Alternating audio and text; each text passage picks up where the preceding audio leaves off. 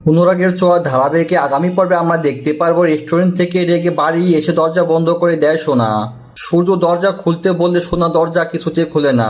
তখন সোনা তার মায়ের কথা ভেবে কাঁদতে লাগে আর বলে, কেন এলে মা, আমি তো তোমাকে ছাড়া ভালোই ছিলাম।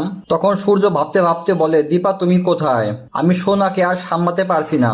এদিকে সোনা তার মায়ের একটা ছবি বের করে বলে, তুমি এত খারাপ মা, তুমি জানো একটা দিনও তোমার কথা না ভেবে থাকতে পারি না।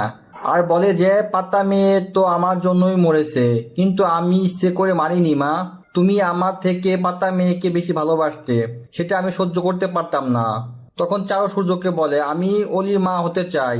এদিকে রেস্টুরেন্টের সবাই জানতে পেরে যায় মায়ের ছোঁয়া সেই চ্যানেলটির মেয়েটা দীপা।